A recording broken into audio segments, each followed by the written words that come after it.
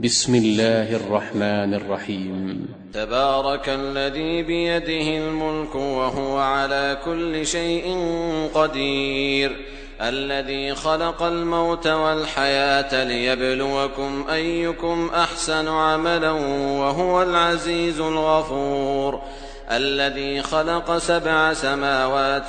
طباقا ما ترى في خلق الرحمن من تفاوت فارجع البصر هل ترى من فطور، ثم ارجع البصر كرتين ينقلب إليك البصر خاسئا وهو حسير، ولقد زينا السماء الدنيا بمصابيح وجعلناها رجوما للشياطين وأعتدنا لهم عذاب السعير، وللذين كفروا بربهم عذاب جهنم وبئس المصير. إذا ألقوا فيها سمعوا لها شهيقا وهي تفور تكاد تميز من الغيظ كلما ألقي فيها فوج سألهم خزنتها ألم يأتكم نذير قالوا بلى قد جاءنا نذير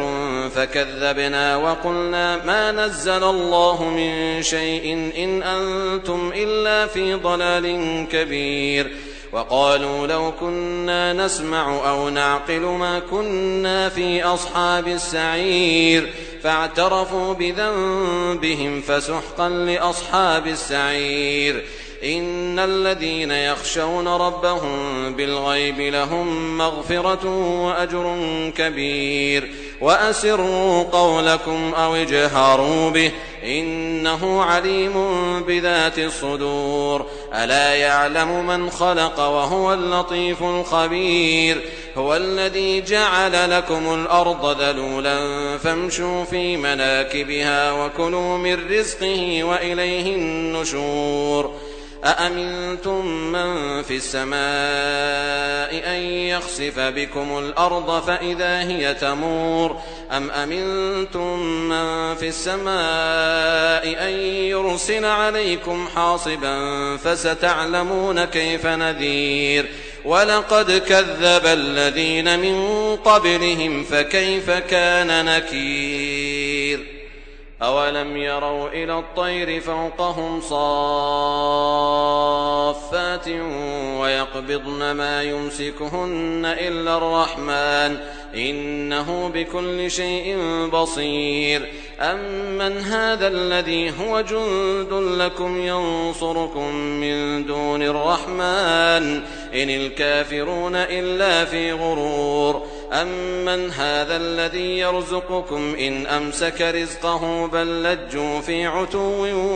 ونفور. أفمن يمشي مكبا على وجهه أهدى أمن يمشي سويا على صراط مستقيم. قل هو الذي أنشأكم وجعل لكم السمع والأبصار والأفئدة قليلا ما تشكرون. قل هو الذي ذرأكم في الأرض وإليه تحشرون. ويقولون متى هذا الوعد إن كنتم صادقين. قل إنما العلم عند الله وإنما أنا نذير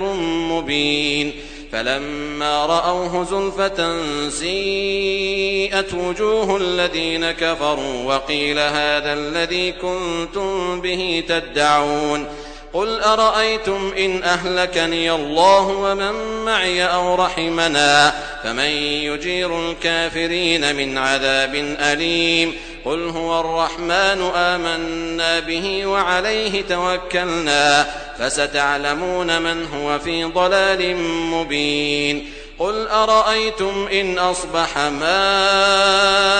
غورا فمن يأتيكم بماء معين. بسم الله الرحمن الرحيم. نون والقلم وما يسطرون ما أنت بنعمة ربك بمجنون وإن لك لأجرا غير ممنون وإنك لعلى خلق عظيم. فستبصر ويبصرون بأيكم المفتون إن ربك هو أعلم بمن ضل عن سبيله وهو أعلم بالمهتدين فلا تطع المكذبين ودوا لو تدهن فيدهنون ولا تطع كل حلاف مهين هماز مشاء بنميم مناع للخير معتد أثيم عتل بعد ذلك زنيم أن كان ذا مال وبنين إذا تتلى عليه آياتنا قال أساطير الأولين سنسمه على الخرطوم إنا بلوناهم كما بلونا أصحاب الجنة إذ أقسموا ليصرمنها مصبحين ولا يستثنون فطاف عليها طائف من ربك وهم نائمون فأصبحت كالصريم فتنادوا مصبحين أن اغدوا على حرثكم إن كنتم صارمين فانطلقوا وهم يتخافتون ألا يدخلنها اليوم عليكم مسكين وغدوا على حرد قادرين فلما رأوها قالوا إنا لضالون بل نحن محرومون قال أوسطهم ألم أقل لكم لولا تسبحون قالوا سبحان ربنا إنا كنا ظالمين فأقبل بعضهم على بعض يتلاومون قالوا يا ويلنا إنا كنا طاغين عسى ربنا أن يبدلنا خيرا منها إنا إلى ربنا راغبون كذلك العذاب ولعذاب الآخرة أكبر لو كانوا يعلمون إن للمتقين عند ربهم جنات النعيم أفنجعل المسلمين كالمجرمين ما لكم كيف تحكمون أم لكم كتاب فيه تدرسون إن لكم فيه لما تخيرون أم لكم أيمان علينا بالغة إلى يوم القيامة إن لكم لما تحكمون سلهم أيهم بذلك زعيم أم لهم شركاء فليأتوا بشركائهم إن كانوا صادقين يوم يكشف عن ساق ويدعون إلى السجود فلا يستطيعون خاشعة أبصارهم ترهقهم ذلة وقد كانوا يدعون إلى السجود وهم سالمون فذرني ومن يكذب بهذا الحديث سنستدرجهم من حيث لا يعلمون وأملي لهم إن كيدي متين أم تسألهم أجرا فهم من مغرم مثقلون أم عندهم الغيب فهم يكتبون فاصبر لحكم ربك ولا تكن كصاحب الحوت إذ نادى وهو مكظوم لولا أن تداركه نعمة من ربه لنبذ بالعراء وهو مذموم فاجتباه ربه فجعله من الصالحين وإن يكاد الذين كفروا ليزلقونك بأبصارهم لما سمعوا الذكر ويقولون إنه لمجنون وما هو إلا ذكر للعالمين بسم الله الرحمن الرحيم الحاقة ما الحاقة وما أدراك ما الحاقة كذبت ثمود وعاد بالقارعة فأما ثمود فأهلكوا بالطاغية وأما عاد فأهلكوا بريح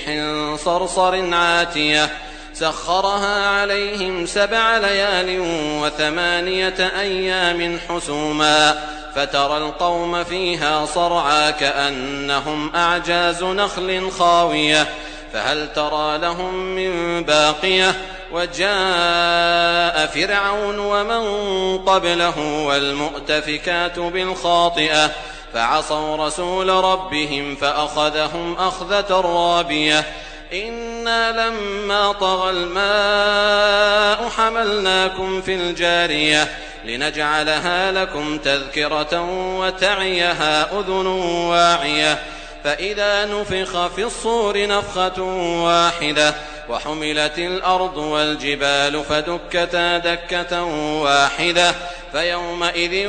وقعت الواقعة وانشقت السماء فهي يومئذ واهية والملك على أرجائها ويحمل عرش ربك فوقهم يومئذ ثمانية يومئذ تعرضون لا تخفى منكم خافية فأما من أوتي كتابه بيمينه فأما من أوتي كتابه بيمينه فيقول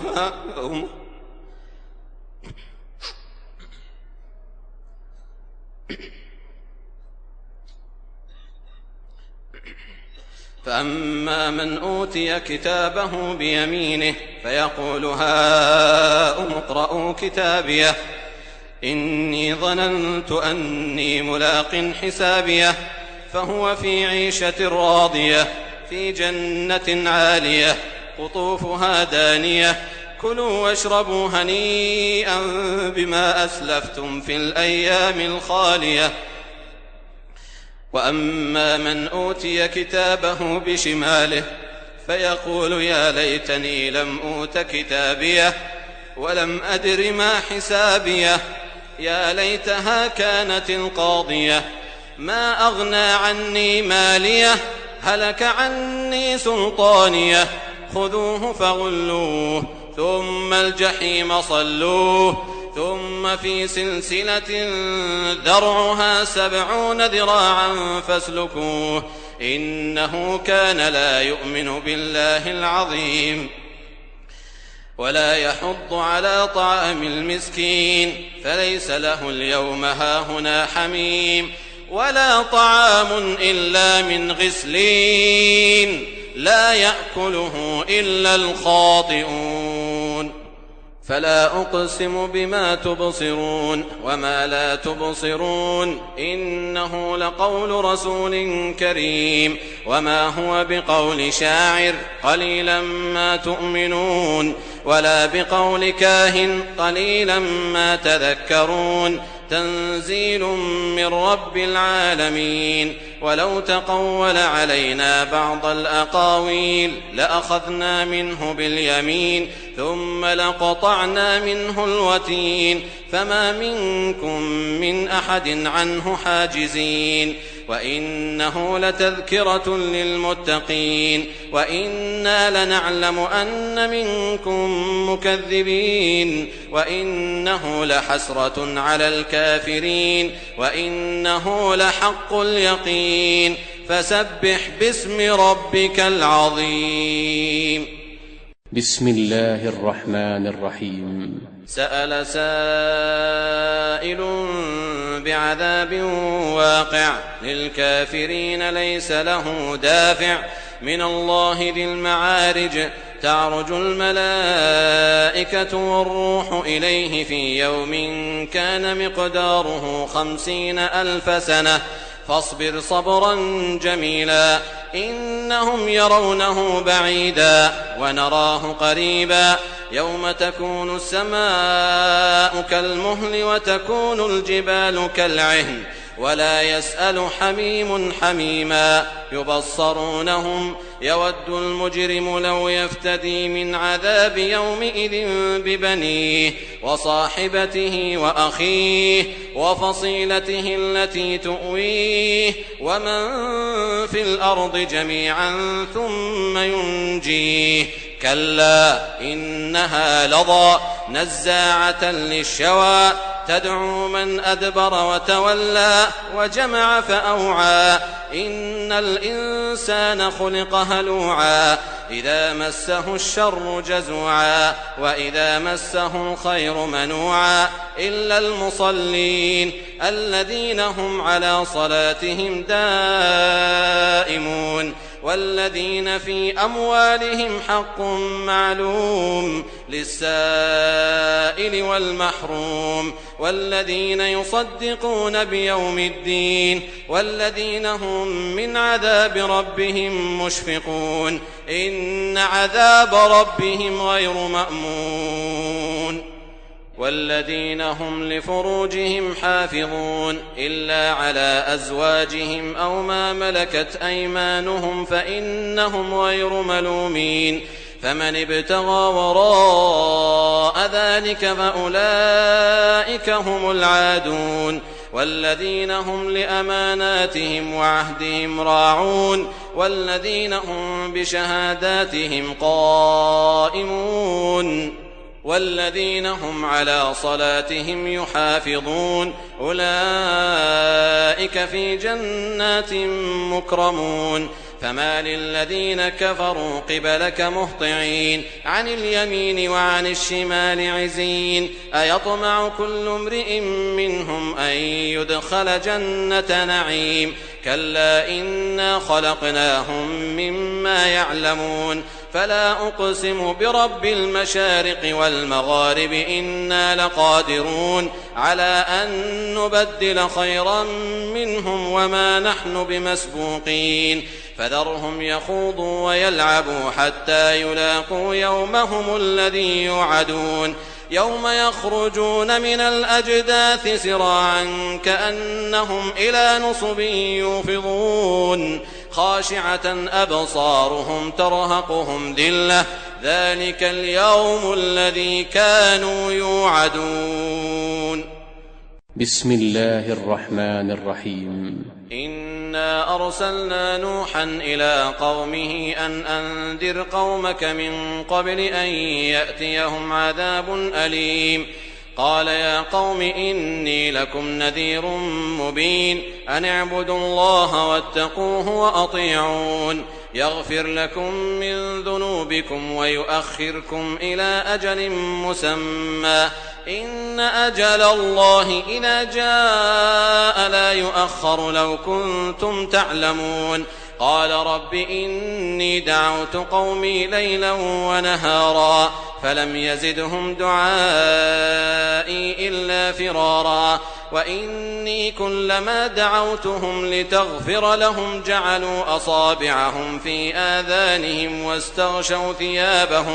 واستغشوا ثيابهم وأصروا واستكبروا استكبارا ثم إني دعوتهم جهارا ثم إني أعلنت لهم وأسررت لهم إسرارا فقلت استغفروا ربكم إنه كان غفارا يرسل السماء عليكم مدرارا ويمددكم بأموال وبنين ويجعل لكم جنات ويجعل لكم أنهارا ما لكم لا ترجون لله وقارا وقد خلقكم أطوارا ألم تروا كيف خلق الله 7 سماوات طباقا وجعل القمر فيهن نورا وجعل الشمس سراجا والله أنبتكم من الأرض نباتا ثم يعيدكم فيها ويخرجكم إخراجا والله جعل لكم الأرض بساطا لتسلكوا منها سبلا فجاجا قال نوح رب إنهم عصوني واتبعوا من لم يزده ماله وولده إلا خسارا ومكروا مكرا كبارا وقالوا لا تذرن آلهتكم ولا تذرن ودا ولا سواعا ولا يغوث ويعوق ونسرا وقد أضلوا كثيرا ولا تزد الظالمين إلا ضلالا مما خطيئاتهم أغرقوا فأدخلوا نارا فلم يجدوا لهم من دون الله أنصارا وقال نوح رب لا تذر على الأرض من الكافرين ديارا إنك إن تذرهم يضلوا عبادك ولا يلدوا إلا فاجرا كفارا رب اغفر لي ولوالدي ولمن دخل بيتي مؤمنا وللمؤمنين والمؤمنات ولا تزد الظالمين إلا تبارا. بسم الله الرحمن الرحيم. قل أوحي إلي أنه استمع نفر من الجن فقالوا إنا سمعنا قرآنا عجبا يهدي إلى الرشد فآمنا به ولن نشرك بربنا أحدا وأنه تعالى جد ربنا ما اتخذ صاحبة ولا ولدا وأنه كان يقول سفيهنا على الله شططا وأنا ظننا أن لن تقول الإنس والجن على الله كذبا وأنه كان رجال من الإنس يعوذون برجال من الجن فزادوهم رهقا وأنهم ظنوا كما ظننتم أن لن يبعث الله أحدا وأنا لمسنا السماء فوجدناها ملئت حرسا شديدا وشهبا وأنا كنا نقعد منها مقاعد للسمع فمن يستمع الآن يجد له شهابا رصدا وأنا لا ندري أشر أريد بمن في الأرض أم أراد بهم ربهم رشدا وأنا منا الصالحون ومنا دون ذلك كنا طرائق قددا وأنا ظننا أن لن نعجز الله في الأرض ولن نعجزه هربا وأنا لما سمعنا الهدى آمنا به فمن يؤمن بربه فلا يخاف بخسا ولا رهقا وأنا منا المسلمون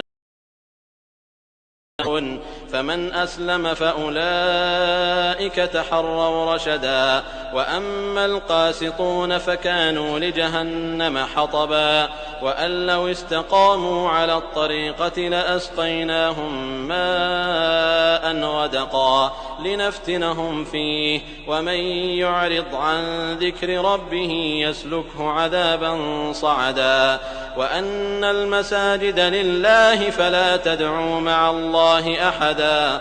وأنه لما قام عبد الله يدعوه كادوا يكونون عليه لبدا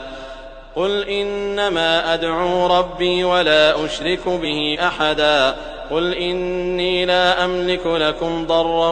ولا رشدا قل إني لن يجيرني من الله أحد ولن أجد من دونه ملتحدا إلا بلاغا من الله ورسالاته ومن يعص الله ورسوله فإن له نار جهنم خالدين فيها أبدا حتى إذا رأوا ما يوعدون فسيعلمون من أضعف ناصرا وأقل عددا قل إن أدري أقريب ما توعدون أم يجعل له ربي أمدا عالم الغيب فلا يظهر على غيبه أحدا إلا من ارتضى من رسول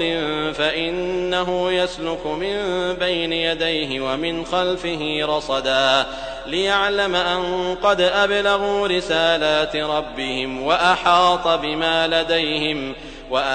بما لديهم وأحصى كل شيء عددا.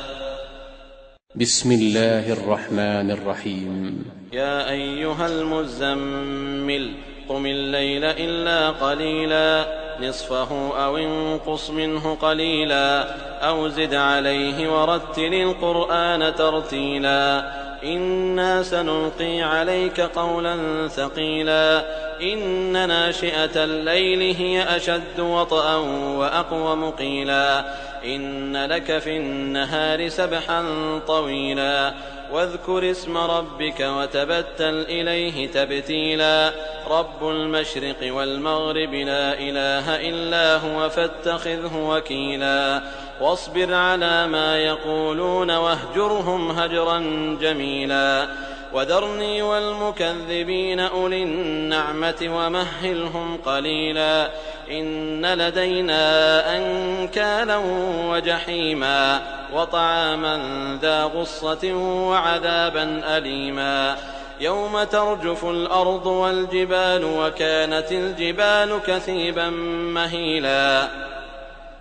إنا أرسلنا إليكم رسولا شاهدا عليكم كما أرسلنا إلى فرعون رسولا فعصى فرعون الرسول فأخذناه أخذا وبيلا فكيف تتقون إن كفرتم يوما يجعل الولدان شيبا السماء منفطر به كان وعده مفعولا إن هذه تذكرة فمن شاء اتخذ إلى ربه سبيلا إن ربك يعلم أنك تقوم أدنى من ثلثي الليل ونصفه وثلثه وطائفة من الذين معك والله يقدر الليل والنهار علم أن لن تحصوه فتاب عليكم فاقرؤوا ما تيسر من القرآن علم أن سيكون منكم مرضى وآخرون يضربون في الأرض يبتغون من فضل الله وآخرون يقاتلون في سبيل الله فاقرؤوا ما تيسر منه وأقيموا الصلاة وآتوا الزكاة وأقرضوا الله قرضا حسنا وما تقدموا لأنفسكم من خير تجدوه عند الله هو خيرا وأعظم أجرا واستغفروا الله إن الله غفور رحيم بسم الله الرحمن الرحيم يا أيها المدثر قم فأنذر وربك فكبر وثيابك فطهر والرجز فاهجر ولا تمنن تستكثر ولربك فاصبر فإذا نقر في الناقور فذلك يومئذ يوم عسير على الكافرين غير يسير ذرني ومن خلقت وحيدا وجعلت له مالا ممدودا وبنين شهودا ومهدت له تمهيدا ثم يطمع أن أزيد كلا إنه كان لآياتنا عنيدا سأرهقه صعودا إنه فكر وقدر فقتل كيف قدر ثم قتل كيف قدر ثم نظر ثم عبس وبسر ثم أدبر واستكبر فقال إن هذا إلا سحر يؤثر إن هذا إلا قول البشر سأصليه سقر وما أدراك ما سقر لا تبقي ولا تذر لواحة للبشر عليها 19 وما جعلنا أصحاب النار إلا ملائكة وما جعلنا عدتهم إلا فتنة للذين كفروا ليستيقن الذين أوتوا الكتاب ويزداد الذين آمنوا إيمانا ولا يرتاب الذين أوتوا الكتاب والمؤمنون وليقول الذين في قلوبهم مرض والكافرون ماذا أراد الله بهذا مثلا كذلك يضل الله من يشاء ويهدي من يشاء وما يعلم جنود ربك إلا هو وما هي إلا ذكرى للبشر كلا والقمر والليل إذ أدبر والصبح إذا أسفر إنها لإحدى الكبر نذيرا للبشر لمن شاء منكم أن يتقدم أو يتأخر كل نفس بما كسبت رهينة إلا أصحاب اليمين في جنات يتساءلون عن المجرمين ما سلككم في سقر قالوا لم نك من المصلين ولم نك نطعم المسكين وكنا نخوض مع الخائضين وكنا نكذب بيوم الدين حتى أتانا اليقين فما تنفعهم شفاعة الشافعين فما لهم عن التذكرة معرضين كأنهم حمر مستنفرة فرت من قسورة بل يريد كل امرئ منهم أن يؤتى صحفا منشرة كلا بل لا يخافون الآخرة كلا إنه تذكرة فمن شاء ذكره وما يذكرون إلا أن يشاء الله هو أهل التقوى وأهل المغفرة. بسم الله الرحمن الرحيم. لا أقسم بيوم القيامة ولا أقسم بالنفس اللوامة أيحسب الإنسان أن لن نجمع عظامه بلى قادرين على أن نسوي بنانه بل يريد الإنسان ليفجر أمامه يسأل أيان يوم القيامة فإذا برق البصر وخسف القمر وجمع الشمس والقمر يقول الإنسان يومئذ أين المفر كلا لا وزر إلى ربك يومئذ المستقر ينبأ الإنسان يومئذ بما قدم وأخر بل الإنسان على نفسه بصيرة ولو ألقى معاذيره لا تحرك به لسانك لتعجل به إن علينا جمعه وقرآنه فإذا قرأناه فاتبع قرآنه ثم إن علينا بيانه كلا بل تحبون العاجلة وتذرون الآخرة وجوه يومئذ ناظرة إلى ربها ناظرة ووجوه يومئذ باسرة تظن أن يفعل بها فاقرة كلا إذا بلغت التراقي وقيل من راق وظن أنه الفراق والتفت الساق بالساق إلى ربك يومئذ المساق فلا صدق ولا صلى ولكن كذب وتولى ثم ذهب إلى أهله يتمطى أولى لك فأولى ثم أولى لك فأولى أيحسب الإنسان أن يترك سدى ألم يك نطفة من مني يمنى ثم كان علقة فخلق فسوى فجعل منه الزوجين الذكر والأنثى أليس ذلك بقادر على أن يحيي الموتى. بسم الله الرحمن الرحيم. هل أتى على الإنسان حين من الدهر لم يكن شيئا مذكورا إنا خلقنا الإنسان من نطفة أمشاج نبتليه فجعلناه سميعا بصيرا إنا هديناه السبيل إما شاكرا وإما كفورا إنا أعتدنا للكافرين سلاسل وأغلالا وسعيرا إن الأبرار يشربون من كأس كان مزاجها كافورا عينا يشرب بها عباد الله يفجرونها تفجيرا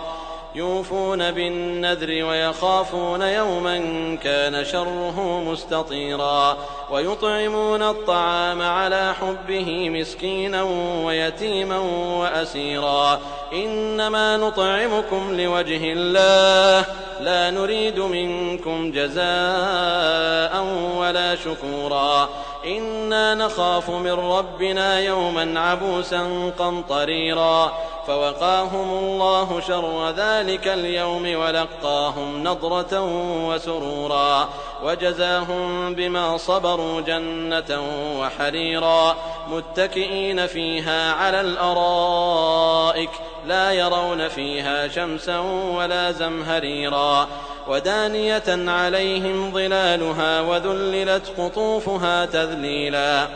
ويطاف عليهم بآنية من فضة وأكواب كانت قوارير من فضة قدروها تقديرا ويسقون فيها كأسا كان مزاجها زنجبيلا عينا فيها تسمى سلسبيلا ويطوف عليهم ولدان مخلدون إذا رأيتهم حسبتهم لؤلؤا منثورا وإذا رأيت ثم رأيت نعيما وملكا كبيرا عاليهم ثياب سندس خضر واستبرق وحلوا أساور من فضة وسقاهم ربهم شرابا طهورا إن هذا كان لكم جزاء وكان سعيكم مشكورا إنا نحن نزلنا عليك القرآن تنزيلا فاصبر لحكم ربك ولا تطع منهم آثما أو كفورا واذكر اسم ربك بكرة وأصيلا ومن الليل فاسجد له وسبحه ليلا طويلا إن هؤلاء يحبون العاجلة ويذرون وراءهم يوما ثقيلا نحن خلقناهم وشددنا أسرهم وإذا شئنا بدلنا أمثالهم تبديلا إن هذه تذكرة فمن شاء اتخذ إلى ربه سبيلا وما تشاءون إلا أن يشاء الله إن الله كان عليما حكيما يدخل من يشاء في رحمته والظالمين أعد لهم عذابا أليما. بسم الله الرحمن الرحيم. والمرسلات عرفا فالعاصفات عصفا والناشرات نشرا فالفارقات فرقا فالملقيات ذكرا عذرا أو نذرا إنما توعدون لواقع فإذا النجوم طمست وإذا السماء فرجت وإذا الجبال نسفت وإذا الرسل أقتت لأي يوم أجلت ليوم الفصل وما أدراك ما يوم الفصل ويل يومئذ للمكذبين ألم نهلك الأولين ثم نتبعهم الآخرين كذلك نفعل بالمجرمين ويل يومئذ للمكذبين ألم نخلقكم من ماء مهين فجعلناه في قرار مكين إلى قدر معلوم فقدرنا فنعم القادرون ويل يومئذ للمكذبين ألم نجعل الأرض كفاتا أحياء وأمواتا وجعلنا فيها رواسي شامخات وأسقيناكم ماء فراتا ويل يومئذ للمكذبين انطلقوا إلى ما كنتم به تكذبون انطلقوا إلى ظل ذي 3 شعب لا ظليل ولا يغني من اللهب إنها ترمي بشرر كالقصر كأنه جمالة صفر ويل يومئذ للمكذبين هذا يوم لا ينطقون ولا يؤذن لهم فيعتذرون ويل يومئذ للمكذبين هذا يوم الفصل جمعناكم والأولين فإن كان لكم كيد فكيدون ويل يومئذ للمكذبين إن المتقين في ظلال وعيون وفواكه مما يشتهون كلوا واشربوا هنيئا بما كنتم تعملون إنا كذلك نجزي المحسنين ويل يومئذ للمكذبين كلوا وتمتعوا قليلا إنكم مجرمون ويل يومئذ للمكذبين وإذا قيل لهم اركعوا لا يركعون ويل يومئذ للمكذبين فبأي حديث بعده يؤمنون.